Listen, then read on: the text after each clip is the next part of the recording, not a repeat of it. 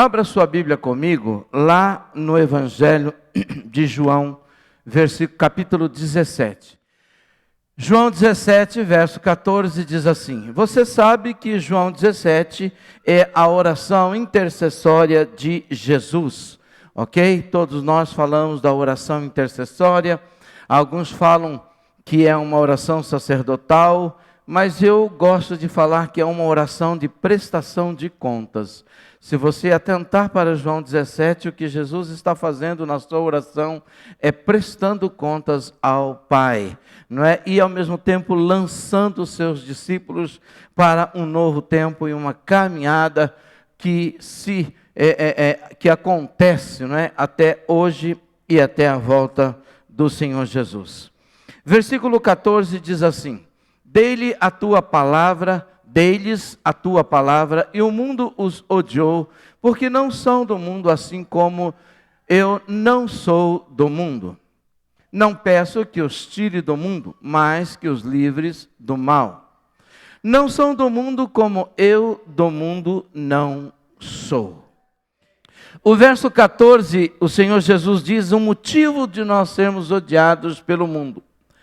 Às vezes a gente tem paixão pelo mundo, a gente gosta e ama o mundo, quando na verdade o mundo não tem essa paixão conosco. Jesus ele declara que deles a tua palavra e o mundo os odiou. O mundo não tem amor conosco, o mundo não tem amor com os filhos de Deus, o mundo não tem apreço pelo mundo de Deus, pelo povo de Deus. Nós somos a luz deste mundo e o mundo só não está pior porque nós, Igreja do Senhor Jesus, estamos aqui. Mas nós precisamos olhar para a palavra e atentar para aquilo que ela diz. O Senhor ainda diz: eles não são do mundo, assim como eu também não sou do mundo. Nós não somos deste mundo, nós não somos filhos do mundo, nós não temos absolutamente nada que nos prenda a este mundo. Absolutamente nada. As nossas raízes, elas crescem o inverso. As nossas raízes, elas crescem para o alto, elas crescem para o céu. É lá que nós fincamos raízes e que nós temos a nossa esperança firmada. Mas Jesus diz algo muito interessante, ele diz: eu não quero que o Senhor os tire do mundo, porque é aqui que a gente tem que estar. É aqui que nós precisamos fazer a diferença. É aqui que a gente mostra que tipo de luz nós somos, que tipo de sal nós somos, que tipo de caráter nós temos. Por isso ele diz: não peço que o Senhor os tire do mundo, mas que o Senhor os livre do mal.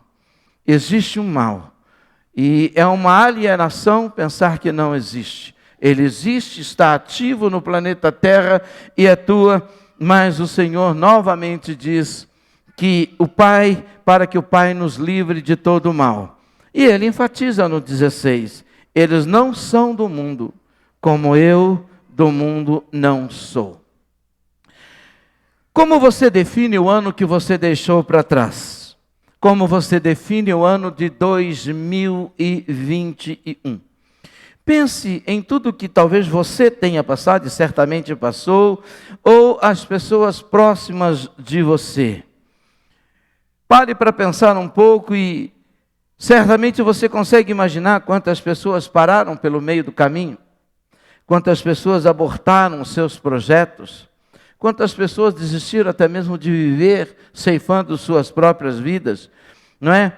Talvez você seja uma delas, daqueles que abortou um projeto, um sonho, que desistiu, que parou, assim como tantos que esfriaram na fé, outros que abandonaram a fé, perderam a esperança e foram saqueados pelo amor do mundo. Você já pensou, e talvez você tenha pensado mesmo, em parar, em desistir? Porque por um momento, há muitos cristãos que se decepcionaram com Deus, que se decepcionaram com a igreja, que se decepcionaram com o pastor, com esse que vos fala, não é? Ou se decepcionaram com os seus líderes e resolveram jogar tudo para o alto e largar tudo e focar a sua vida nas coisas do mundo, como se a conquista das coisas do mundo pudesse fazê-lo ser aceito diante de Deus. Mas para que ser aceito diante de Deus se eu sou aceito diante das pessoas, se as pessoas me aceitam? Mas o melhor mesmo é nós sermos aceitos diante de Deus. E certamente muitas pessoas se decepcionaram. Não foram poucas. A gente que costuma ler e andar informado sabe de quantas pessoas abandonaram a fé, quantos casamentos foram destruídos. E eu digo de cristãos.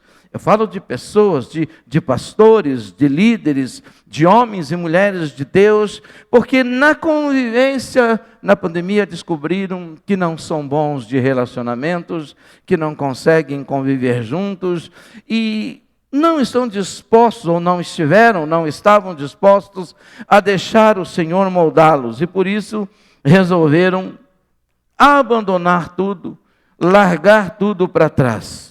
Foram tantas lutas, foram tantos dissabores, tantos reveses, que ficou difícil acreditar no amor e no cuidado de Deus.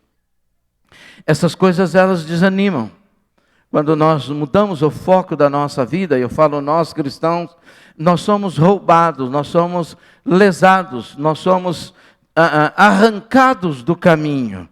Mas eu vou dizer para você por que você desanimou, e eu quero ser muito sincero com você. E quero que você seja sincero também. A razão de você estar assim, talvez entristecido, ter desistido e querer parar, e muitos decepcionados com Deus, porque alguém te falou que Deus faria tudo o que você quisesse e no seu tempo. Você ouve muitas ministrações, você ouve no YouTube, no Face, na rádio, você ouve aí um monte de coisas. E certamente um desses profetas temporais, ou alguém deve ter falado isso para você, porque Deus vai fazer tudo o que você quiser. E aí Deus não fez o que você quis e nem no tempo que você quis, principalmente na pandemia. Poxa, que decepção, que frustração. Mas Deus não falou isso, isso é uma mentira. Ou talvez te falaram que sua fé em Deus te habilitaria a dar ordem para Deus e não a obedecê-lo, apenas dar ordem como alguém que manda em Deus. Também é uma mentira. E nós precisamos entender que Deus não precisa de nós. A graça não foi criada, projetada por Deus, porque Ele precisa de mim, mas porque eu preciso dEle, e nós não tínhamos como voltar para Deus, ou encontrar o caminho de volta, ou ser salvo, se não fosse através do sacrifício de Jesus. Mas alguém disse, você ouviu, e a gente ouve muitas coisas por aí, não é? Que nós podemos dar ordens para Deus, e Deus vai fazer. Mentiram para você. Enganaram você. Ou talvez te falaram que você tendo Deus como seu pai, Ele te daria tudo o que você quisesse, do jeito que você quisesse, quando você quisesse. É outra mentira. Deus não prometeu nada disso. Às vezes a gente se decepciona com Deus porque nós gostamos de ser enganados. A gente gosta de ser enganado. Não me engane que eu gosto. Talvez por preguiça de ler a palavra de Deus, talvez por não querer compreender a verdade de Deus, nós somos levados a criar uma ilusão, não é? Um campo imaginário, e a gente entra nesse campo e acha que as coisas vão acontecer porque nós agora somos filhos de Deus, porque agora nós cremos em Deus, porque agora nós podemos pedir para Ele e Ele vai nos dar. Pastor, mas a Bíblia diz, e está escrito lá, pedi, batei, buscai, é verdade. Mas a gente precisa ler contexto. A gente precisa ler contexto, não é? Contexto imediato, contexto remoto. A gente precisa olhar a palavra e compreender o que ela está querendo dizer. Quando nós pedimos, óbvio que Deus tem o prazer de nos dar. Mas algumas coisas, elas não acontecem quando nós queremos e nem como nós queremos. E aí a gente se decepciona. E cobramos de Deus. No Velho Testamento, as pessoas gostavam de ouvir os profetas que diziam aquilo que eles queriam ouvir. E eles então falavam: esse é da parte do Senhor, porque está dizendo o que nós queremos ouvir. Mas quando Deus levantava um profeta como Jeremias, como Isaías, como Ageu e tantos outros, eles detestavam, porque eles falavam aquilo que Deus mandava dizer. E nós precisamos aprender a não nos permitir ser enganados. Em Atos nós temos a igreja bereana, que tudo que eles ouviam, eles investigavam, não é, minuciosamente na palavra. Você não deve acreditar nem mesmo naquilo que eu falo, se não estiver de acordo com a palavra. Não é porque eu sou o pastor de vocês que vocês têm que acreditar cegamente em tudo que eu falo, porque eu sou falível de erro. Mas nós precisamos buscar em Deus a intimidade e o conhecimento da palavra, para que nós não sejamos enganados e ludibriados com tudo que vem acontecendo. Ele não prometeu nada do que eu lhe falei. Não faz parte da promessa de Deus fazer as coisas do meu jeito, no meu tempo, na hora que eu quero. E a condição de pai não dá a minha condição de filho, não dá a mim o direito de pedir tudo o que eu quero, e Deus vai fazer porque Ele é meu pai. Porque além dele ser meu pai, Ele também é meu Senhor. E se Ele é meu Senhor, eu sou servo dEle. E servo não pede, servo obedece. Servo não questiona o que faz o seu Senhor. Ah, mas Jesus nos chamou de amigos, porque Ele nos revelou todas as coisas. E é verdade. Mas essas coisas precisam ser conhecidas. Mas Deus fez promessa, a Bíblia é um livro de promessa, e é verdade também. Mas não desse tipo de promessa. A Bíblia é um livro de promessa, e a gente precisa ter ela guardada no nosso coração e entender quais são as promessas de Deus. E eu separei algumas promessas para nós enfrentarmos esse tempo, para nós enfrentarmos este mundo, para nós entendermos que o mundo nos odeia, que nós não somos desse mundo, que todo dia Deus nos livra de todo o mal, e que a vontade de Deus ela é sempre perfeita, sempre boa, sempre agradável, mas eu preciso entender qual é essa vontade na minha vida. Muitas promessas em 2022, não é? E no mundo funciona de duas maneiras. Existe, aliás, no mundo que eu estou falando de uma forma geral, existem os gurus, que são os gurus pagãos, que adivinham, né, os artistas e tudo mais, mas existem os gurus cristãos. Esse é o pior de tudo. É aquele que você liga e fala assim: olha, está terminando o ano, o que é que Deus tem para mim? O guru sensato vai falar: vai ler a Bíblia, vai orar, passa algumas horas orando. Mas o guru intencional fala assim: assim diz o Senhor.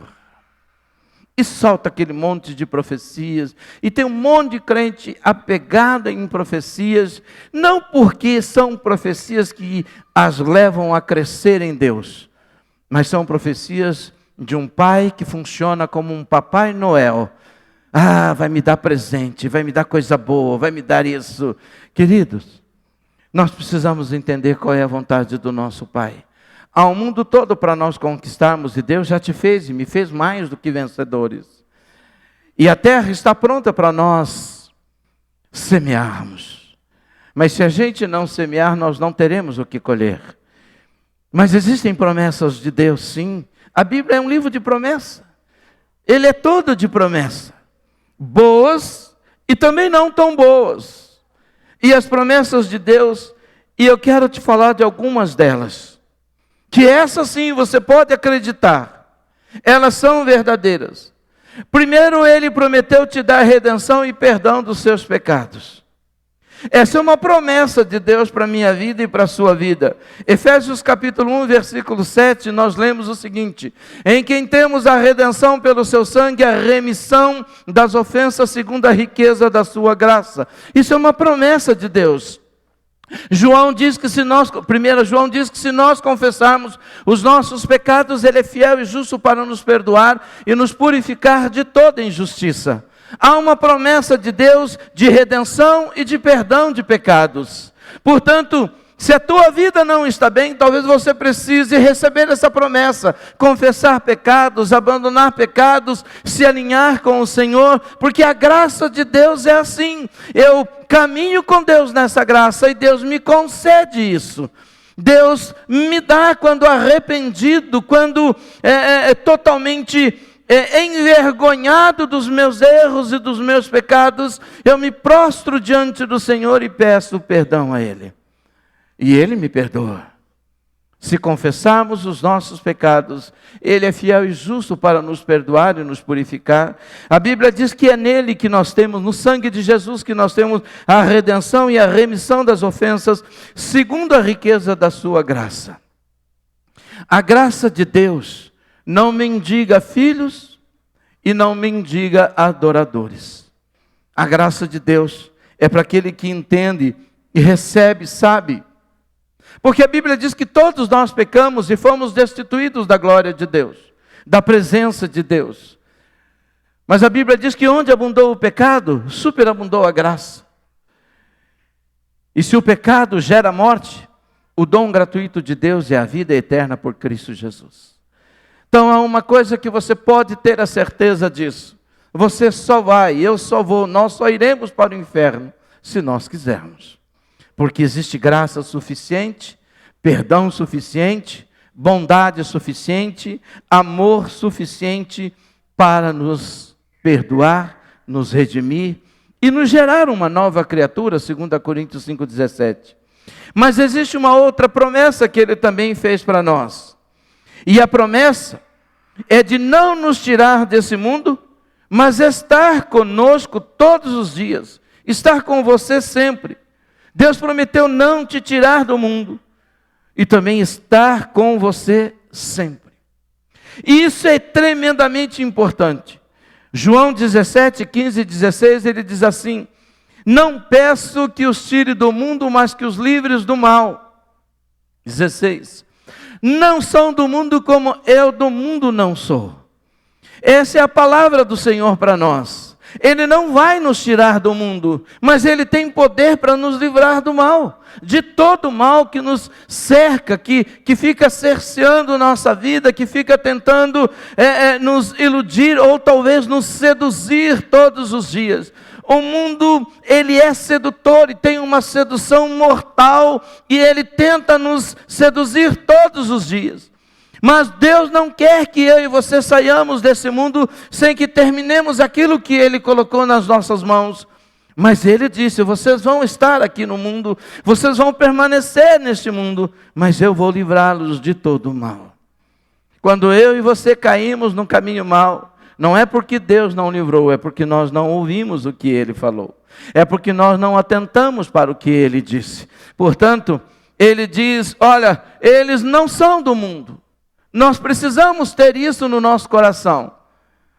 Sabe por quê, amados? Porque se a gente deixar, nós seremos roubados na nossa fé. E a fé no Deus vivo, ela não nos paralisa. Ela não tem, ela não veio para paralisar a mim e a você. Ela veio para nos fazer avançar, para nos fazer ir, para nos fazer vencer todos os dias, para nos fazer suportar. Porque há 3 elementos na fé que são importantes, o melhor na caminhada do cristão: a fé, a esperança e o amor. Mas vai chegar um dia que eu não vou precisar mais da fé. Vai chegar nesse mesmo dia eu também não vou precisar mais da esperança. Mas do amor sempre eu vou precisar. Mas eu preciso saber que a fé que eu tenho em Deus. O autor de Hebreus, no capítulo 11, versículo 6, ele diz que sem fé é impossível agradar a Deus. Que importa que aquele que se aproxima de Deus creia que Ele existe e que se torna galardoador daqueles que o buscam. A nossa fé, ela não pode ser negociada e não pode ser contaminada e ela não pode ser enfraquecida com as coisas desse mundo só porque eu estou no mundo. Eu estou nele, mas eu não sou daqui. Eu faço parte deste mundo como ser criado por Deus, mas como gerado no Espírito, eu sou filho de Deus. Portanto, eu não sou meu mundo. deste mundo. Aqui não é o meu lugar de descanso. Não é aqui que eu vou parar. Não é aqui que eu vou criar raízes. Mas Ele não vai me tirar do mundo. E não vai tirar você. 2022 está aí, um novo ano. E nós estamos aqui. Vencemos a pandemia. Vencemos tantas outras coisas. Vencemos a violência. E eu espero, assim como você, chegar em 2023, 2024 e tantos outros anos e muitos anos vencendo, mas tendo a ciência de que nós não somos aqui e tendo consciência de que as suas raízes estão ligadas no céu, na eternidade. Há uma outra promessa do nosso Deus para conosco: não deixar o inferno prevalecer contra a nossa vida. Não há por que deixar o inferno prevalecer, porque é uma promessa de Jesus, é uma promessa de Deus. Mateus 16, 18, o Senhor respondendo a Pedro diz: e também te digo que tu és Pedro, e sobre esta pedra edificarei a minha igreja, e as portas do inferno não prevalecerão contra ela. Eu e você somos igreja de Cristo, somos a noiva do Senhor Jesus. E o inferno não pode prevalecer sobre a nossa vida, ele não tem poder sobre a nossa vida. Eu já falei e torno a falar isso. O diabo é efeito colateral daquilo que nós fazemos quando nós pecamos. Amado, o pecado é que faz e habilita com que o diabo leve vantagem sobre a nossa vida. Quando nós não mantemos a nossa natureza crucificada com Cristo, é ela que faz com que a gente viva na dependência da carne e dos prazeres da carne. Mas o inferno não pode prevalecer contra a igreja do Senhor Jesus Cristo.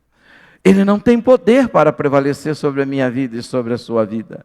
Mas o poder que você dá a ele, ele vai usar contra você. E é por isso que o Senhor Jesus disse: Pedro, tu és Pedro, e sobre esta pedra, não sobre essa pedra, mas sobre esta, e está falando dele, edificarei. Sobre o que você acabou de falar, eu vou edificar a minha igreja. E as portas do inferno não irá prevalecer contra ela. Se o inferno tem prevalecido contra a sua vida, se o mundo tem prevalecido contra a sua vida, se o poder do mal tem prevalecido contra a sua vida, é porque você tem habilitado e você tem dado força a eles para prevalecer sobre você. Por isso que nós falamos da primeira promessa: a importância de confessarmos os nossos pecados, de abandonarmos os nossos pecados. Amado, nós queremos viver um 2022 melhor do que nós passamos 2021.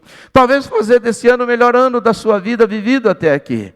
Mas você precisa estar no centro da vontade de Deus. Você precisa entender que, se você permitir, o inferno prevalece contra a sua vida.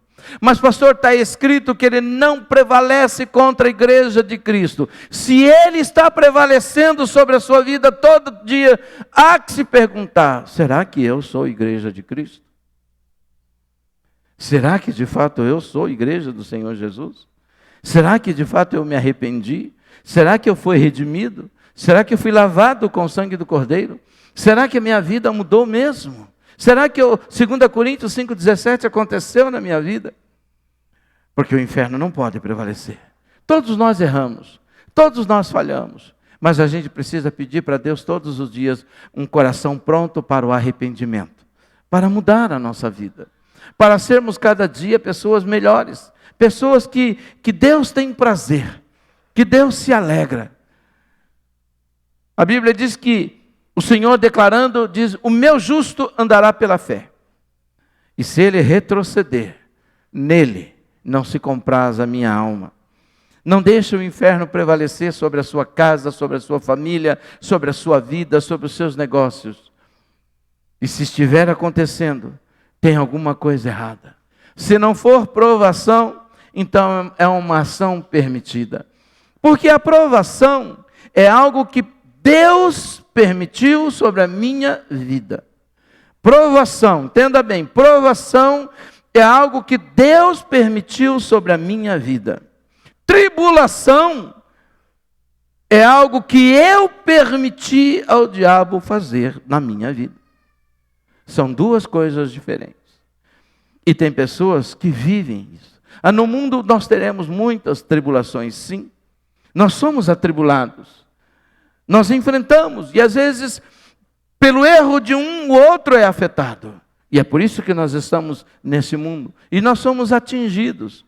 Com o que o mundo faz, eu e você somos atingidos. Mas a forma como nós vivemos em Deus, também o mundo é afetado e atingido com a graça do Pai. Há uma outra promessa. 4, que no fim da sua fé você terá a salvação da sua alma. Pastor, mas eu já sou salvo, remido e lavado com o sangue do Cordeiro, eu tenho meu nome escrito no livro da vida. Mas é verdade. Mas você precisa ser salvo do gemido, da dor, da tristeza, da frustração, sabe, do choro, das lágrimas que acontecem no mundo. Aqui a gente ainda chora, a gente ainda geme, a gente ainda perde. Aqui a gente morre. Aqui a gente perde entes queridos. Aqui a gente sofre crise de desempregos, crise no casamento. A gente sofre, nós estamos num mundo atribulado e a gente sofre. E a nossa alma absorve muito disso. Cristãos almáticos que sofrem com mágoas, com ressentimento, com tristeza, com tantas coisas, e a gente às vezes é roubado, como eu disse, na fé, somos paralisados na nossa caminhada, porque a nossa alma absorve todas essas coisas desse mundo. E disso a gente ainda não está salvo. Nós ainda estamos sujeitos a isso. Nós ainda estamos sujeitos a alguém ser duro conosco e nos magoar, a alguém, de repente, alguém virar as costas para nós e ter ódio. Nós estamos sujeitos a ser alcançados por uma bala perdida. Na verdade, bala perdida não existe, né? Se ela matou alguém, porque ela achou, né? Então não é perdida. Perdida é aquela que você nunca acha. Quando ela mata alguém, a bala não foi perdida, ela achou alguém. Mas nós temos um mundo que jaz no maligno, e nós estamos aqui. Mas haverá um dia em que a minha alma, em que a sua alma, ela estará totalmente livre de todas essas coisas. Nós não teremos mais essa dor, esse gemido, esse sofrimento, essa expectativa positiva e negativa, porque nós estaremos com Deus na glória. 1 Pedro, capítulo 1, verso 9 e 10, lemos o seguinte: alcançando o fim da vossa fé, a salvação das vossas almas, da qual salvação inquiriram e trataram diligentemente os profetas que profetizaram da graça que vos foi dada. No fim da vossa fé. Ah, pastor, então a fé vai acabar? Vai. Para que eu preciso de fé no céu? Eu não vou precisar de fé no céu. Se eu olhar para Hebreus capítulo 11, versículo 1, eu vou entender que no céu eu não preciso de fé. Ah, mas vai acabar a esperança? Vai. Para que eu preciso de esperança no céu? A esperança enquanto eu estou aqui. Esperança de dias melhores, de um novo céu, de uma nova terra, de um novo porvir, a esperança da volta do Senhor Jesus Cristo, a esperança de ver a minha família salva, a esperança de eu ser livre do laço do passarinheiro todos os dias, a esperança de estando enfermo, Deus me curar, a esperança de estando empregado, Deus preparar um emprego para mim, a esperança de vencer, a esperança de não cair nas armadilhas desse mundo. Aqui eu preciso de esperança, de manter a minha fé firme e forte. No céu eu não vou precisar de esperança. Mas no céu eu também não vou precisar de fé. Por quê? Porque aquilo que hoje eu contemplo pelos olhos da fé, no céu eu estarei com Ele face a face. Eu não preciso crer. Agora eu estou vendo. O céu é resultado da minha fé, é resultado da minha esperança nesse Deus vivo que promete e não falha. Por isso que Pedro diz, alcançando o fim da vossa fé, a salvação das vossas almas. Da qual salvação inquiriram e trataram diligentemente os profetas que profetizaram da graça que vos foi dada. Nós precisamos entender que aqui nós passamos por tantas lutas, por tantos dissabores, mas a gente não pode deixar, amados, que isso nos enfraqueça. A Bíblia Paulo, escrevendo aos Filipenses, ele diz que a alegria do Senhor é a nossa força. Quando estamos fracos, precisamos nos alegrar em Deus. Sabe, quando a gente está vazio de nós precisamos exercer a fé, porque aquele que crê nele, rios de água viva fluem do seu interior. Nós precisamos injetar essa palavra dentro de nós, injetar essa verdade dentro de nós, tomar posse dessa verdade todos os dias. Todos os dias, amados, nós recebemos, nós somos massificados com informações negativas, destruidoras, prontas para roubar a nossa fé. Mas não é somente informações que vêm do mundo, informações que vêm também dos chamados cristãos, não é? Quantas pessoas têm falado para você, assim diz o Senhor, você vai ser rico, assim diz o Senhor, você vai ter carro, casa. Diz para mim, querido, quando foi que Deus prometeu essas coisas? E a gente cria ilusão. Mas Deus não dá? Sim. A Bíblia comerá do suor do seu rosto todos os dias da sua vida. Se trabalharmos bem, administrarmos bem o que ganhamos, nós seremos ricos e poderosos sobre a terra. Mas se nós não trabalharmos e administrarmos mal o que nós ganhamos, não adianta pedir para Deus me fazer rico, porque Ele não vai me fazer rico. Se eu não sei administrar o que eu tenho, como que eu posso administrar coisas muito grandes? Nós precisamos entender o que Deus tem para nós. A promessa de Deus comigo, amado, é aqui, me dar o suficiente para eu viver. Ah, mas Deus pode me dar em abundância? Pode. Existem muitos homens de Deus ricos, poderosamente ricos. Existem homens de Deus extremamente ricos, poderosamente ricos. E que investem no reino, que investem na obra, que fazem muitas coisas pelo reino. Quando você olha, por exemplo, lá para os Cafundó do Maranhão, aonde nós fomos, e você passa a pensar nos pastores que nós temos, eu fico imaginando, por que o dinheiro não é investido num lugar como esse? É Brasil. É Brasil. Amado, nós entramos numa cidade, nós entramos em uma casa que tinha uma criança que estava nua no colo da mãe, com um furúnculo absurdo. Fazia não sei quantos dias que a criança não dormia, não podia pôr roupa, não sentava, só no colo da mãe. Só no colo da mãe. Não tinha recurso nenhum. Nós fomos lá, compramos uma pomada, entregamos para ela. Depois nós ficamos sabendo que a criança está bem. Coisa simples. O dinheiro é tão mal administrado, mesmo dentro das igrejas. O dinheiro é tão mal administrado, mesmo dentro das igrejas. E é por isso que, agora o pastor Ernesto me ligou e falou assim, pastor, eu estou indo para a África. Eu preciso levar 40 Bíblias. O senhor pode, a igreja pode doar 10 Bíblias para nós? Porque a gente não tem. A gente não tem Bíblia. O nosso país e a igreja brasileira, eu vou falar uma coisa que quero que você entenda. A igreja brasileira, ela é tremendamente rica. Poderosamente rica. A igreja brasileira não é pobre, mas nós somos gananciosos. E a gente não pensa nessas pessoas.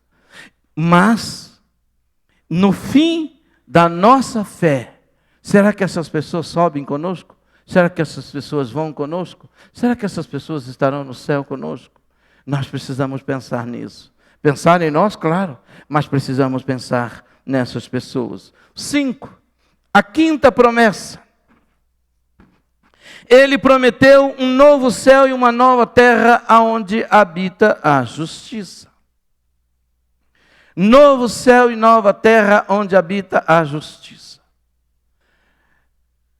O que mais impera nesse mundo é a injustiça. E não tenha ilusão de acreditar que algum dia a justiça será implantada no nosso país ou no mundo. O mundo está na mão dos poderosos sem Deus. A Bíblia diz que o mundo jaz no maligno, mas eu não posso perder a esperança, não é? Eu não posso perder a esperança. Aliás, abro aqui um parênteses para dizer que 2022 é ano de eleição. Você vai escolher ou vai manter o presidente que você tem, você vai escolher ou vai manter os deputados estadual, federal, governador que você tem, você vai manter todas essas pessoas ou você vai mudar? Mas eu quero deixar um conselho para você. Não se venda por promessa de emprego, porque emprego é obrigação do Estado de te dar. Não se venda por uma cesta básica, porque você não precisa de cesta básica. Se ele te der emprego, você não precisa mendigar uma cesta básica do governo. Não se venda por um cartão de ajuda temporária por causa disso. Porque esses mesmos que aprovaram todas essas coisas, acabaram de reservar 6 bilhões de reais para investir só em propaganda política. É esse por quem eu e você votamos, deputados e senadores, que dão 300 reais para as famílias brasileiras. Esses mesmos fizeram aí um orçamento secreto e acabaram de aprovar quase 6 bilhões, eu não consigo nem falar essa palavra, quase 6 bilhões de dinheiro, de recursos para as propagandas políticas, para dar aos estados em ganho de voto. Mas a justiça não acontece. Mas existe um novo céu e uma nova terra onde habita a justiça. Pedro, escrevendo na sua segunda carta, no capítulo 3, versículo 13, diz assim: mas nós, segundo a sua promessa, aguardamos novos céus e nova terra em que habita a justiça. O provérbio diz que quando o rei pratica a justiça, o povo se alegra. Mas a justiça que nós queremos, somente Deus pode dar. Somente Deus pode praticar. E nessa terra que Pedro, escrevendo, diz que nós aguardamos, né? Nós esperamos segundo a sua promessa, uma promessa de Deus. Novos céus e nova terra, aonde habita, onde está a justiça. É por isso que eu preciso da fé, para continuar crendo nas promessas de Deus. Continuar acreditando nas promessas dele. Continuar verbalizando, interiorizando, sabe, lançando para dentro de mim essas promessas, para não ser roubado no dia a dia, com as injustiças que a gente vê, não é? Com tanta perseguição psicológica que o Brasil sofre, com tanto desmando, nós sabemos disso, mas a gente não tem o poder na nossa mão. O nosso poder é maior do que qualquer poder, é o poder da oração, é o poder do jejuar, do dobrar os nossos joelhos, do clamar a Deus, do viver uma vida santa, do falar: Deus, eu estou aguardando a tua volta, eu estou esperando pelo Senhor. Existe sim um novo céu e uma nova terra, né? Elon Musk está tentando fazer uma nova terra em Marte e tantos outros, mas a minha terra e o meu céu já estão prontos, só está esperando a hora da gente ir para lá. Eles não vão encontrar esse planeta porque está numa outra dimensão. Está na dimensão dos olhos de Deus. Então eu não preciso me preocupar com se vai ter vida em Marte, se não vai ter vida em Marte, se vai ter vida, não sei, em Júpiter. Eu não quero nem saber. O que eu quero saber é que existe um novo céu e uma nova terra, onde habita a justiça. Porque para onde o homem for sem Cristo, vai o pecado, vai a injustiça, vai a perseguição, vai o sofrimento, vai tudo. Mas nesse novo céu e nessa nova terra, não. 7 e último. Perdão, eu estou falando do 6, né? Não esqueci do 6. Ele prometeu o Espírito Santo habitando em você, em mim, em nós que somos filhos dele. É impossível a gente suportar este mundo sem o Espírito Santo. Ele é o Consolador, é aquele que nos convence do pecado, da justiça e do juízo. Ele é a promessa que se cumpriu lá em Atos 2, de 14 a 18. Nós lemos o seguinte: Pedro, porém, pondo-se em pé com os 11, levantou a sua voz e disse-lhes: homens judeus e todos os que habitais em Jerusalém, seja-vos isto notório e escutai as minhas palavras. Estes homens não estão embriagados, como vós pensais, sendo a 3ª hora do dia. Mas isso é o que foi dito pelo profeta Joel. E nos últimos dias acontecerá, diz Deus, que do meu Espírito derramarei sobre toda a carne, e os vossos filhos e as vossas filhas profetizarão, os vossos jovens terão visões, e os vossos velhos sonharão sonhos. E também do meu Espírito derramarei sobre os meus servos e sobre as minhas servas naqueles dias, e profetizarão. Amém? Esse é o Espírito Santo que o Senhor enviou, e neste momento nasce a igreja e o Espírito passa a habitar naqueles que professam Jesus Cristo como Senhor e Salvador da sua vida. Agora o Espírito Santo é aquele que nos sela para o dia da redenção final, conforme escreveu Paulo. Também o mesmo Paulo escreveu que nós não devemos entristecer o Espírito de Deus, com o qual fomos selados para o dia da redenção. Paulo escrevendo aos Tessalonicenses diz: não extingais, não anule, não acabe, não elimine o Espírito Santo da sua vida. Nós precisamos do Espírito Santo, mas essa é promessa. Isso aqui é promessa, é Deus, é Jesus quem está prometendo. É a palavra de Deus, é o próprio Pai dizendo. Agora o Espírito Santo não vai e vem, agora ele habita, agora ele mora conosco. Agora o ministério da igreja deveria ser chamado de ministério do Espírito Santo. Nós deveríamos entregar corajosamente o governo da igreja para o Espírito Santo, para que ele nos conduza, para que ele faça aquilo que nós devemos fazer. Mas quando você olha, por exemplo, para a igreja primitiva, quantos cristãos morreram comidos pelos leões, pelos animais nas arenas? Quantos cristãos viraram tochas vivas nas ruas, iluminando as ruas de Roma e também de algumas cidades de Israel? Tudo sob o comando do poder romano e também da religião da época que perseguiu os cristãos. Porque não foram os romanos que nos perseguiram. Quem perseguiu os cristãos foi a religião. Paulo não era romano, Paulo era um soldado judeu, do Sinédrio. Paulo cuidava disso. Paulo perseguia os judeus. Ou melhor, Saulo. Então nós precisamos entender que nós somos perseguidos pela igreja. Deixe-me contar uma historinha para vocês. Essa história eu li num livro. Certa feita, Satanás fez uma reunião na sua agência inferno e chamou todos os demônios, todos os capetas lá. E falou: olha, nós estamos cometendo um grande erro. Chegamos à conclusão de que matar cristão não resolve. A gente mata essa praga, mata um, nasce 100, mata 100, nasce 1000, mata 1000, nasce 10.000, então não dá, matar cristão não é um bom negócio, a gente está perdendo essa luta, nós temos que achar uma outra forma de fazer com que os cristãos não cresçam, não entreguem a vida a esse Jesus. E o que a gente faz? Aí levanta um capetinha lá no meio e fala: eu tenho uma saída, ok? Eu vou ser um espírito mentiroso para eles. Lembra do espírito mentiroso que foi na vida de Saul, que usou a boca de alguém para falar a Saul? Eu vou ser um espírito. Nós podemos ser espíritos mentirosos na boca de muitos crentes, de muitos profetas, de muitos cristãos. E eles vão acreditar, porque vão falar, é cristão, é da igreja, e eles vão acreditar. E aí a gente engana eles, e nesse enganar, a gente vai mudar toda a cultura, toda a ideia cristã. O que você acha que está acontecendo hoje? O que você vê hoje? Porque matar crente não resolve. Matar crente não resolve. Mas ser espírito mentiroso na boca de cristãos, na boca de profetas, na boca de pastores, na boca de pessoas que influenciam multidões, é nisso que a igreja tem sido minada, enfraquecida e roubada. Porque a igreja parou de ler a Bíblia.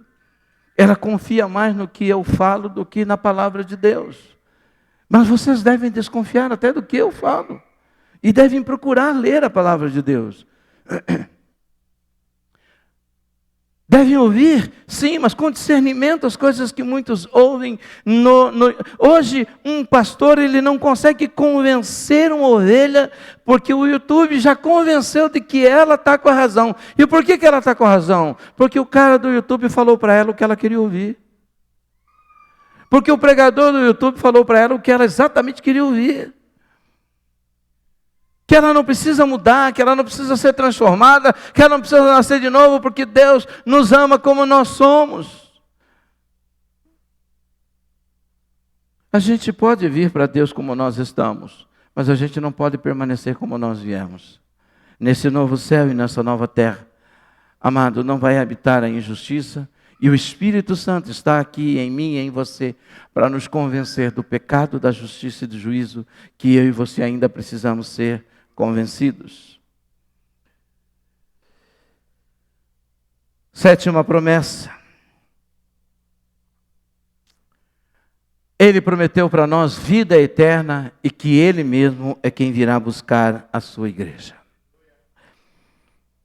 Sabe, uma das coisas que mais me empolga na vida cristã, eu pessoalmente, é isso. Eu tenho tanta convicção da vida eterna, mas tanta convicção da vida eterna, mas isso é uma certeza tão absoluta na minha vida, que eu imagino, que eu vejo, que eu enxergo, que eu consigo visualizar essa vida eterna, essa cidade santa. Sabe por quê? Porque a Bíblia, ela revela para mim como que é. Ela mostra para nós como que são essas coisas. 1 João 2, 24 e 25, lemos o seguinte: portanto, o que desde o princípio ouvistes, permaneça em vós. Se em vós permanecer o que desde o princípio ouvistes, também permanecereis no Filho e no Pai. E essa é a promessa que Ele nos fez, a vida eterna. Se eu permaneço no Filho e eu permaneço no Pai, eu estou dentro da promessa da vida eterna. E é por isso que Ele diz, aquele que crê em mim, eu o ressuscitarei no último dia. Então eu não estou preocupado com a morte, porque já estou assegurado na ressurreição. E eu não tenho medo da segunda morte, porque a segunda morte não vai me alcançar e nem você. Sabe por quê? Porque nós já fomos comprados, e fomos comprados pelo sangue de Jesus para Deus. E o Senhor Jesus disse que todos aqueles que o Pai deu na mão dele, nenhum deles, eles deixou se perder. Exceto o filho da perdição, aquele que quis se perder, como até hoje muitos que querem e se perdem. Mas nós precisamos entender que existe vida eterna. Não é a vida que eu tenho aqui. A vida que eu tenho aqui eu desfruto com a presença do Espírito, na alegria do Espírito, no poder do Espírito. Eu desfruto disso. Mas o que me faz viver jubilosamente todos os dias, me faz levantar e caminhar, é a certeza da vida eterna. Sabe o que isso significa? Que ninguém pode roubar de você a eternidade com Deus, porque é promessa dele. 2 Tessalonicenses 5, 23 e 24, lemos o seguinte: e o mesmo Deus de paz vos santifique em tudo, e todo o vosso espírito e alma e corpo estejam plenamente conservados e irrepreensíveis para a vinda do nosso Senhor Jesus Cristo. Fiel é o que vos chama, o qual também o fará. Deus não mente. Ele disse que vai fazer, Ele vai fazer. Ele disse que vai voltar, então Ele vai voltar. A fé no Deus vivo não nos paralisa. A fé no Deus vivo não nos faz voltar atrás, se mantermos nosso olhar no autor e consumador da nossa fé. Hebreus 12, 1 e 2. Por favor. Portanto, nós também, pois que estamos rodeados de uma tão grande nuvem de testemunhas, deixemos todo o embaraço e o pecado que tão de perto nos rodeia e corramos com paciência a carreira que nos está proposta. Segura esse verso primeiro. Volta um pouquinho. Olha, duas coisas que você precisa atentar, e que acontece muito na vida do cristão. Ele diz assim, olha, nós que temos uma tão grande nuvem de testemunha, deixemos todo o embaraço e o pecado que tão de perto nos rodeia. Nós não temos problemas com o pecado porque a gente vigia, mas o que amarra a nossa vida são os embaraços. O autor de Hebreus diz, deixe todo o embaraço. O que é embaraço? Eu vou te dar uma coisa, quantas horas por dia você fica no celular e quantas horas por dia você lê a Bíblia e ora? É um embaraço. E que embaraço, hein? E que embaraço. Dos bons. Quantas coisas pode ser um embaraço na sua vida? Quantas desculpas você usa para não fazer a vontade de Deus? São embaraços. Não é pecado, é embaraço. que te impede de crescer, que te impede de ir mais longe, que te impede de ter uma intimidade mais profunda com Deus, são embaraços. Embaraços na vida que a gente pensa que, mas é normal. Não é normal. Se o diabo não pode me fazer pecar, ele pode me embaraçar de maneira que eu não cresça, que eu não desenvolva, que eu não ore, que eu não conheça a palavra, que eu não tenha tempo para ler a Bíblia. São embaraços que nos prendem. Às vezes o nosso trabalho é um embaraço, a nossa empresa é um embaraço, o nosso ministério é um embaraço. Porque a gente trabalha tanto para o Senhor da obra que não permite que o Senhor da obra trabalhe na nossa vida. Embaraços.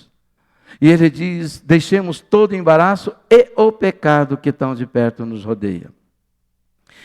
Versículo 2. Olhando para Jesus, o autor e consumador da fé, o qual pelo gozo que lhe estava proposto, suportou a cruz desprezando a afronta e assentou-se à destra do trono de Deus. Ele suportou toda a afronta, ele suportou toda a humilhação, ele suportou todo o desprezo, e ele mesmo desprezou todas essas coisas, porque ele sabia no que ele estava e para o que ele estava olhando. Ele tinha uma promessa do Pai, e eu e você temos uma promessa do Pai e uma promessa do Filho. Então tiremos da nossa frente todo o embaraço, tiremos todo o pecado que tenta nos rodear, e possamos olhar para Jesus, o autor e consumador da nossa fé. Nessa terra nada pode ser comparado à glória futura. Então não deixe que a transitoriedade dessa vida te roube, ou roube de você o que foi conquistado por Jesus Cristo. Este ano, faça deste ano o ano da retomada da fé, da retomada do amor, da retomada da esperança, da retomada da alegria. Mantenha sua visão na eternidade. Porque o ano pode ser frutífero e será frutífero, e nós daremos muitos frutos, porque Deus prometeu Ele disse que eu e você somos como árvores plantados junto ao ribeiro das águas, cuja folhagem nunca seca, cujos frutos dão na estação própria. É isso que nós somos. E esta é a estação para frutificar, esta é a estação para dar fruto. Portanto, creia sempre nisso. Se a sua fé está te paralisando, não é a fé no Deus vivo. Se a sua fé está te fazendo recuar, não é fé no Deus vivo, porque a fé no Deus vivo não nos paralisa. Muito pelo contrário, ela nos lança para frente, ela nos faz caminhar, ela faz com que a nossa mente seja transformada todos os dias, não nos conformando com esse mundo, mas nos permitindo ser transformado pela renovação da nossa mente, para entender qual seja a boa, perfeita e agradável vontade de Deus para a nossa vida. 2022, faça dele o melhor ano da sua vida vivido até aqui. Porque de Deus você tem tudo o que precisa. A pergunta é, será que Deus tem tudo o que precisa de você? Será que Ele tem tudo o que Ele quer de você? Eu espero que sim. Junto com você, nós vamos romper em 2022. É o ano da retomada, mas a primeira coisa que você precisa retomar é a sua fé, é a paixão por Deus, a paixão pela palavra de Deus e a certeza de que aquele que prometeu não é homem e nem filho do homem para que minta. Amém? Você crê nisso, sim ou não? Aleluia. Muito obrigado por acompanhar mais uma de nossas ministrações. Não deixe de acompanhar as nossas mídias sociais. Eu sou o pastor Felipe e gostaria muito de receber você aqui na nossa comunidade, todo domingo às 8h30, 11 e 18 horas. Você é o nosso convidado na Avenida Cruzeiro do Sul, número 360, em Osasco. Deus abençoe e uma boa semana.